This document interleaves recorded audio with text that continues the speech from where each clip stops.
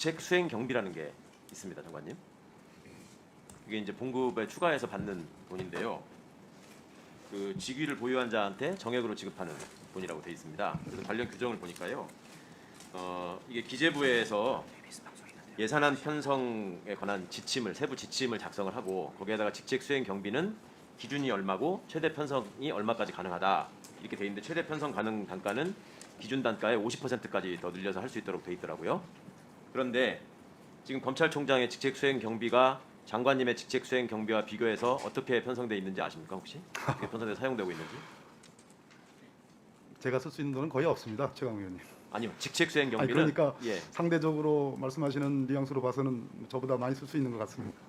그 특활비하고는 좀 다르고요. 그렇습니다. 특활비가 이제 그런 식으로 되는 직책 수행 경비는 그냥 증빙 없이 쓸 수 있는 일종의 수당 개념으로 지금 나오고 있는 돈이에요. 예, 예. 장관급 얼마, 차관급 얼마, 또 예. 국장급 얼마 이렇게 나오고 있거든요. 예. 그러면 장관님 생각할 때 상식적으로 총장의 직책 수행 경비가 장관하고 같겠습니까? 적겠습니까? 어느 정도가 맞을 것 같습니까? 그 퀴즈하지 마시고 말씀하시죠. 제가 잘 모르겠습니다. 아니요. 예. 일반적인 법의 인식이라는 게 있지 않겠습니까? 직책 수행 경비라는 게 직급에 따라서 나오는 뭐 거니까. 최강 의원님의 지론에 따르면 장관은 검찰 사무에 대한 최고 감독자니까 뭐 당연히 장관이 높아야 될 것 예, 같긴 합니다만. 당연히 저도 그게 상식적일 것 같아서 이 문제를 예. 세부적으로 모르실 것 같아서 여쭤본 겁니다. 예, 잘 저희가 확인을 해보니까요. 지금 장관님하고 거의 같은 돈을 받고 있습니다. 이게 이제 월 한 245만 원 정도라고 하거든요.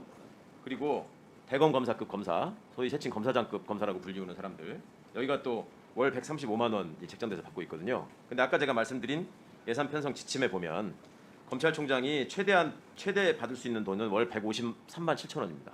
그러니까 한 100만 원을 더 받는 거죠. 그리고 그 대검 검사급 검사가 받을 수 있는 돈은 112만 5천 원입니다.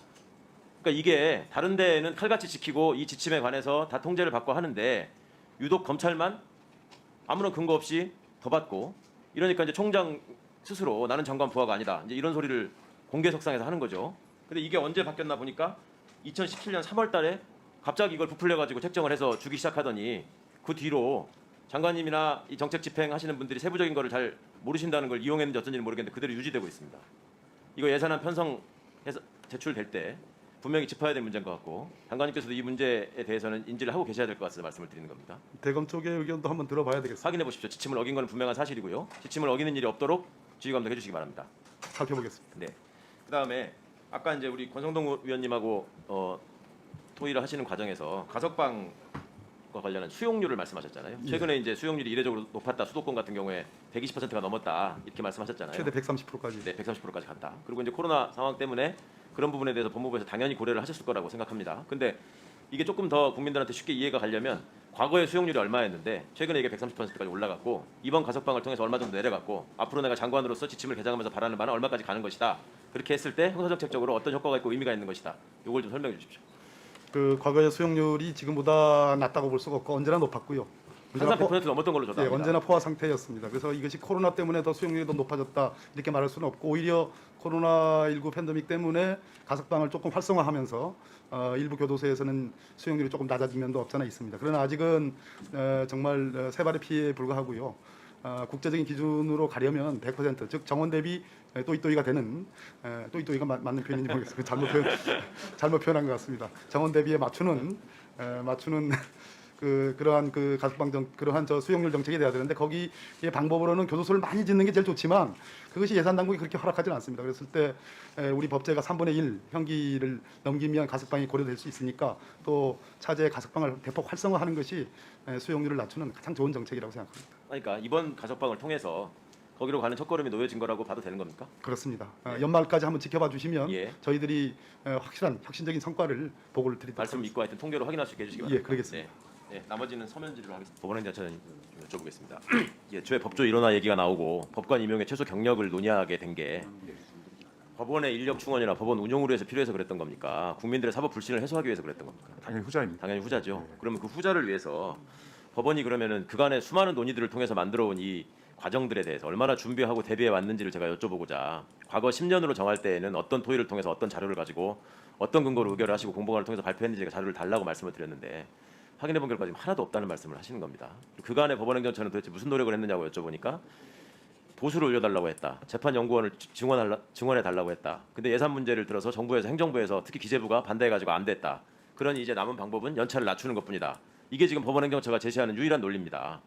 지금 법관의 다양화를 위해서, 그러니까 법관 충원의 다양화를 위해서 지금 5년으로 법조 경력을 낮추는 것밖에 대안이 없다고 생각하시는 겁니까?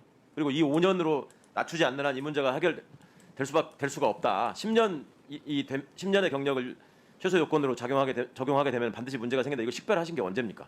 지금 한 두세 달 전부터 식별이 되셔서 이렇게 급하게 입법을 촉구하신 겁니까? 그렇지 않습니다. 사실은 법조 일원화 제도는 2014년 낮은 수준이지만 2014년부터 한 8년 동안 시행 중이었지 않습니까? 예. 2014년부터 8년 동안 일원화 제도를 나름 적용해 나가면서 각 단계별로 취지에 걸맞는 임용 절차를 만들었음에도 불구하고 임용이 어려웠던 현실적 경험이 있었고요. 그런 경험에 대한 공감대가 있었고요. 그래서 수년 전부터 그런 경험에 대한 공감대가 최근에 갑작스럽게 저희들이 이 문제 상황을 인식해서 말씀드린다는 걸 아니라는 걸 좀 말씀드린 거고요. 그러니까 네. 진작부터 식별이 되셨으면 그동안에 무슨 노력을 했냐 말씀이에요. 과거에 지금 차장님 바뀌시고 나서 지금 본격적으로 이 문제를 얘기하셨지. 과거에 요전에 있었던 차장님 김명수 대법원장 취임 이후에 다 임명되십니다. 한 번도 이런 얘기 한 적이 없어요. 네? 그리고 이걸 지금 말씀처럼 과거에 운용을 해봤더니 이런 문제가 생기더라라고 하는 거 방금 우리 김용민 의원께서 말씀하셨지만 법원의 입장에서 법원의 편의에서 볼 적에 대안이 안 되고 이게 해결이 안 되더라는 거였죠. 언제 그걸 국민 앞에 공론화하고 이런 문제를 솔직하게 토로하면서 공론의 장으로 나온 적이 언제 있었냔 말입니다. 과거에 법조 일원화 과정에서 이 최소 연한 같은 거를 정할 때 우리 지금 옆에 계신 법무부 장관님께서 훨씬 더 잘 아시지만 그 제도를 설계하는 과정에서 얼마나 많은 시간과 얼마나 많은 노력과 얼마나 많은 분들이 참여를 해서 그때부터 다 5년, 10년 얘기가 참여정부 때부터 나왔던 얘기고 그것이 그 안의 과정을 통해서 지금 10년으로 입법 형성이 됐는데 이거를 지금 후퇴하는 과정에서는 그저 제가 느끼기에는 국민들이 그동안 제기해왔던 사법 불신에 대한 대안에 대해서는 또 국민들께 호소하는 사법의 현실에 대해서는 아무런 진솔한 성찰이나 반성이 없이 법원이 힘듭니다. 법원의 편의를 위해서 이렇게 할 수밖에 없겠습니다. 배석 판사로 반드시 도제식 교육을 해야 되겠습니다. 그러다 보니 이게 안 됩니다. 그게 법원 입장에서 좋은 제도를 만들고자 계속 노력해 오신 것이지 어떻게 법원으로 해서 우리가 고민하고 여태까지 해온 결과물이 5년으로 낮춰달라고 하는 거라고 해서 할 수 없이 국회에 와서 이렇게 말씀드리는 거다. 어떻게 그렇게 말씀하실 수 있겠습니까? 무슨 근거가 있습니까 도대체? 그동안에 뭘 했습니까? 저희들이 그동안 약간 일원화 제도를 시행하면서 줄곧 분석을 했더니 가령 10년 이상의 장기의 법조 경력을 가진 사람들이 지원하는 비율이 예상보다 대단히 적었고 그에 따라서 임용되는 숫자도 대단히 적었다는 그런 현상을 확인했던 거고요. 그러니까 임용 그런 절차나 네. 그분들이 와서 겪게 될 업무 환경이나 이런 거에 대한 분석이 제대로 제시가 되고 그 바탕 하에서 논의가 돼야지 조금 더 설득력 있고 건전하게 논의가 되지 않겠습니까? 그냥 바깥에서 돈 잘 벌던 사람이 들어오겠냐 그게 이유입니까 그게? 그런 사람을 확보하기 위해서 아니면 그런 분들이 지원하지 않는 이유는 뭔지 이거를 설득하셔야 될 거 아닙니까? 그래서 그렇게 많이 자료를 요청했는데 아무것도 없어. 그래서 그냥 못 뽑으니까 해달래. 이걸 어떻게 그냥 받아들이라는 말씀이에요 지금. 지금 현행법에 따라서 다시 한번 말씀드리자면 저희들이 뭐 관념적으로 말씀드린 것이 아니고요. 이런저런 현실적인 이유를 분석을 저희들 뭐 가령 예를 들자면은 대한변협을 통해 가지고 변협 소속의 전국의 변호사님들에게 이메일을 통해서 설문조사를 한다랄지 일어나 5년 이상의 법조 경력을 갖추어 가지고 법관으로 임명된 사람들을 통해 대한 설문조사를 통해서랄지 그동안에 저희들의 임용 지원 현황과 임용 결과를 봤을 경우에 10년 이상의 법조 경력이 를 갖고 있는 사람들이 오지 않는다는 현상을 확인됐으니 그렇다 한다는 법조 일원화 제도의 성패가 법조 경력 연수에 의해서 유일하게 결정적으로 좌지되지는 않는 것이 아니냐. 그렇다 한다면 그 경력 연한을 낮춰서 임용 대상 폭을 좀 더 넓힌 다음에 의원님께서 갖고 있는 그런 문제의식에 담고 있는 여러 가지 다양한 임용 절차를 취한다는 것이 오히려 현실과 취지의 이상을 조화시키는 방안이 아니겠는가. 충원의 다양성 확보를 위해서 고민하신 흔적이 없다는 말씀을 드리는 거고요. 제가 시간이 얼마 없으니까 나중에 다시 보충 질의를 하겠는데 일단 지금 보십시오. 그러니까 과거에 20대 소년등과 해가지고 세상 물정 모르는 상태에서 사법 불신을 가져왔던 모델이 실패했기 때문에 지금 이게 나온 얘기 아닙니까? 5년으로 하면 기존에도 법무관 3년 하고 재판연구원 2년 하면 5년 똑같습니다. 뭐가 달라지는 겁니까? 국방부 장관님 제가 예. 꼭 드리고 싶은 말씀이 있어서 예. 소위토에 제가 참석을 못 해가지고 그러는데요. 이거는 좀 기록을 위해서라도 장관님께서 좀 말씀을 해주셔야 될 것 같은데 군사법원 법원입니까? 장관님, 예. 군사법원 법원입니까? 예, 법원으로 알고 예. 있습니다. 헌법에도 분명히 예. 법원편에 나옵니다. 군사법원은. 예. 근데 왜 군사법원은 국방부 장관님 밑에 있어야 되는 겁니까? 왜? 국방 사무를 뭐 제가 관장하다 보니까 그 밑에 이제 장관님이 있는 것입니다. 법률 전문가십니까 혹시? 아, 그건 아닙니다. 법무부 장관님은 법률 전문가시고 판사까지 하신 분인데도 그 밑에 법원이 없는데 왜 국방부에는 그 있어야 되는 겁니까? 세계적으로 국방부 밑에는 다 법원이 있습니까?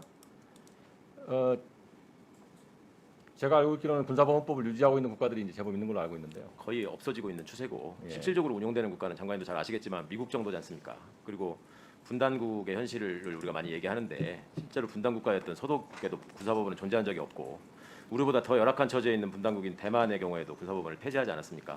그 이유도 똑같습니다. 장병 인권보호 또 의문사에 관한 근본적인 해결이 되지 않는다 이런 이유로 없어진 것인데 이번에 이제 제가 장관님하고 우리 총장님들의 고충을 제가 충분히 알고 이해합니다. 오죽하면은 휴일날 모여가지고 함께 다 논의를 하셨을까 싶은데 그렇게 해서라도 그나마 예전보다는 진전된 방안으로 수뇌부가 생각을 하신 거에 한편으로 반가우면서도 한편으로 왜 거기에 그렇게 집착하실까? 그리고 이게 군사법원의 역사를 보면 그간의 보고를 받아서 잘 아시겠지만 점점 법원의 위상과 형태에 맞게 법원의 모습에 걸맞게 바뀌어가는 과정입니다. 그러니까 이번에도 지금 심판관, 관할관 제도 이제 폐지하겠다 이렇게 하신 거 아니에요. 예. 그리고 민간으로 상당 부분 이양하겠다. 근데 굳이 그거를 저는 붙잡고 있으셔야 될 이유를 모르겠어요, 도저히. 그러니까 군이 모든 거를 다 잘할 수 있는 건 아닙니다. 그리고 지금 안타깝게도 또 지금 육군에서조차 이제 또 이렇게 성범죄 피해자가 극단적인 선택을 하신 예가 또 발생해서 또 보도가 되고 이러는데 이게 내부적으로도 불신을 받고 외부적으로도 신뢰를 얻지 못하고 지금 상황에서 사망 사고하고 성범죄하고 이거는 이제 민간으로 넘기겠다고 하시면 다음부터 그러면 큰 사고 날 때마다 하나씩 떼서 넘기는 걸로 하실 생각입니까? 그렇지 않습니다. 그 지금 저희들이 이제 저희가 뭐 전시를 대비하는 뭐 집단 아니겠습니까? 그래서 이제 전시를 골관으로 해가지고 임무 수행하는 체계를 갖고 있는데 그 중에 이제 평상시에 저희들이 괜히 그 가지고 이제 부담스러운 그 부분들에 대해서 또는 뭐 공정하고 투명하게 국민들에게 알려야 될 그런 부분들을 우선 이거하고 나머지 잘할 수 있는 껴대는 거에 집중하셨으면 좋겠습니다. 예, 예, 마지막으로 예. 그 말씀만 드리겠습니다. 네네 예. 알겠습니다. 공정위 시장감시국장이 오셨어요 지금? 예. 잠깐 좀 나와 보실래요? 자, 그러니까 10호, 13호에 대해서 지금 공정위가 앞으로 관장해서 예. 이거를 잘 규제하겠다 지금 이 말씀이잖아요. 예, 맞습니다. 네. 이게 근데 공정위 절차가 그 좀 늦어질 가능성은 없어요? 말씀처럼 지금 이게 새롭게 형성되는 시장이고 급변하는 특성이 있단 말이에요. 근데 공정위 여태까지 해온 걸 보면은 조사한다고 몇 년, 의결한다고 몇 년 뭐 이러다가 다 놓치는 때가 종종 있었는데 이 부분에 대해서는 그런 우려를 안 해도 되겠습니까? 그런 뭐 우려들, 고언들 많이 듣고 있습니다. 저희가 이제 조치를 하고 나면 대부분은 또 법원에 이제 불복 절차로 그렇지. 넘어가다 보니까 저희가 이제 법원 승소를 위해서는 좀 사안을 꼼꼼히 들여다볼 수밖에 없는 사정이 좀 있습니다. 그럼에도 불구하고 의원님을 비롯해서 이제 많은 분들이 그렇게 저희가 사건 처리 속도가 좀 느린 거 아니냐는 지적들이 많으셔서 저희 현재 이제 구글과 관련해서 조사 중인 사안들도 있습니다. 그런 부분들 최대한 신속하고 그것도 언제부터 하신 거예요? 구글과 관련해서 조사 시작한 게? 저희가 좀 그 한 3, 4년 지난 그러니까 어느 그렇습니다. 세월에 그걸 예. 지금 와가지고 이제 또 신속하게 하겠다 하시면 이게 지금 법의 원칙에 의해서 지금 이 경쟁 당국이 이거를 맞는 게 맞다라고 하는 거는 그건 논리적인 얘기고요. 다 예. 인정해요. 근데 지금 아까 우리 소방철 위원님께서도 말씀하셨다시피 양 기관 간에 지금 이 문제에 관한 앱 생태계의 건전성을 보장하기 위한 확실한 협력이나 그 협조가 되지 않으면 서로 간에 지금 권한 다툼 이게 네 거네 내 거네 하다가 지금 세월 다 가고 피해자들을 양산할 수 있는 문제가 생긴단 말입니다. 지금 공정위가 가지고 있는 법적 권한과 내부 절차의 특징이 있고 또 지금 사법당국이 가지고 있는 방통위가 가지고 있는 특징이 있잖아요. 이것들이 잘 조화가 돼서 시너지를 내게 하셔야지 이번에 이 법안 가지고 하는 것처럼 서로 간에 이거 네 거다 내 거다 해가지고 지금 세월 보내면 절대 안 된다. 피해자를 만드시면 안 된다. 예, 그렇겠죠? 예, 유념해서 방통위와 뭐 이렇게 협업을 해서 시너지를 낼 수 어렵게 있도록 만들어진 하겠습니다. 법인데 예. 이게 시행해본 결과 해당 당사자들로부터 법만 있지 뭐 제대로 지금 이게 저희가 시행이 안 되고 제대로 된 결과를 기다리려면 몇 년 걸리다 이렇게 되면 개정해야 됩니다. 공감하시죠? 예. 네. 근데 그 부분한테 의원님 뭐 한 말씀만 드리면 네. 저희 이제 현재 그 지금 전기통신사업법 10호, 13호 이제 삭제하기로 했던 조항과 관련해서 공정위가 조사 중인 사안입니다. 그리고 실제 이제 심의를 저희가 진행을 하는 사건도 있습니다.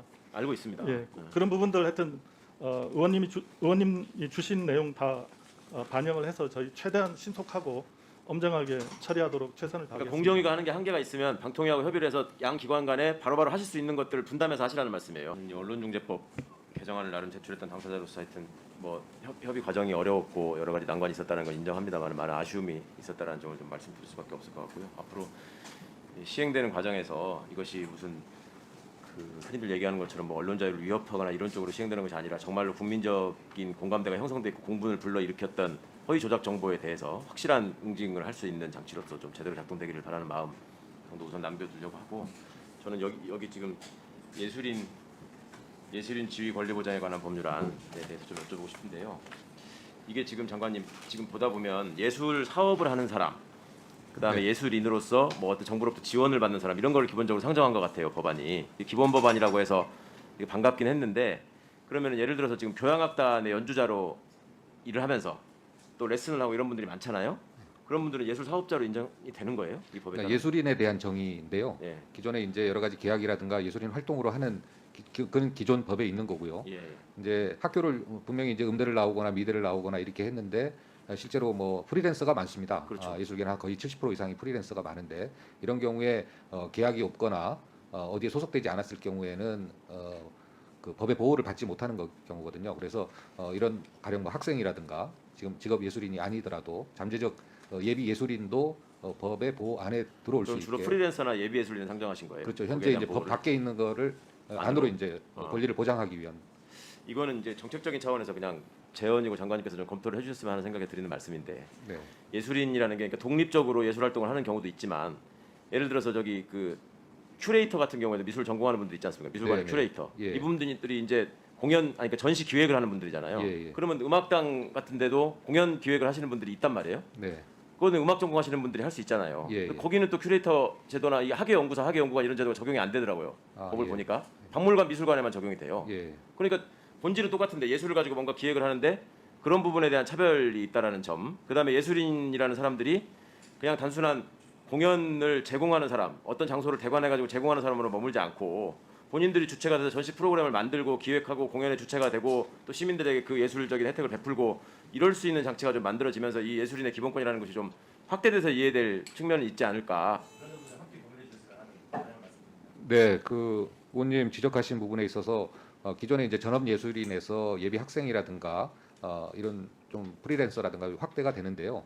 그 부분에 있어서도 뭐 다른 뭐 시행령이라든가 이 부분에 있어서 더 보완할 부분이 있으면 충분히 보완을 하도록 하겠습니다. 환경 모순이 있잖아요. 그러니까 허위 조작 보도를 한 건데, 그러니까 고의 중과실로 허위 조작 보도를 한 건데 이게 청탁금지법에 해당하는 사안을 공공복리나 공공의 이익을 위한 걸로 할 때 일반 배상으로 간다. 근데 고의로 허위 조작 보도를 했는데 그게 공공복리에 해당하는 경우가 있어요, 그게? 그러니까 예를 들어서 청탁금지법에서 금지하고 있는 거를 예를 들어서 제가 그 뭐 산하기관이나 유관단체로부터 접대를 받았다, 1,000만 원어치 접대를 받더라 이런 보도를 했어, 가짜로. 그런데 그렇게 해놓고 나서 국회의원이 접대를 받는 거는 안 될 일이고 그걸 보도하는 것 자체는 공공복리를 위한 거 아니냐? 그러니까 우리는 징벌배상의 대상에서 빠져야 된다. 이걸 지금 받아주자는 얘기인가요? 이 조문의 취지가 제가 이해하는 게 맞은 거예요? 실제 사례를 놓고 한번 생각을 해보시면 이게 좀 이상해요. 형용모순, 애초에 형용모순이야. 고의에 의한 허위 조작 정보인데 그거를 공공복리를 위한 걸로 인정을 해주면서 빠져나간 통로를 만든다? 그 의원님들 이렇게 좀 해보겠습니다. 요 부분에 대한 판단을 위해서 딱 한 15분간만 정의하겠습니다. 아니 왜냐하면 제가 보기에 판례도 좀 찾아야 될 것 같고 지금 피고님들 하셔가지고 제대로 판단을 못하시는 부분이 있는 것 같아요. 그러면 이 부분을 그럼 더 논의해 주시죠. 그럼 차라리 이 자리에서. 지금 최강욱 의원님은 아니다라고 다시 반론을 또 제기해 주셨거든요. 예, 근데 그 위원장 이 부분 저도 이제 최강욱 의원님 말씀에 이제 동의를 하는데요. 근데 사실은 이게 조문의 취지 자체는 실제로 이제 기자들이 기사를 쓸 때 그게 이제 아직 판정이 나기 전에 사전에 이제 위축감을 줄 것이냐 안 줄 것이냐 이제 이런 부분에 대한 취지인데 이게 법문에 이렇게 하다 보니까 결과적으로 이렇게 나와서 좀 앞뒤 안 맞는 모순적인 상황이 나올 수 있는 거죠. 근데 이제 취지 자체는 사실은 언론사가 위축되지 않고 기사를 충분히 쓸 수 있는 환경을 줄 것이냐 말 것이냐 이제 이런 부분이거든요, 사실은.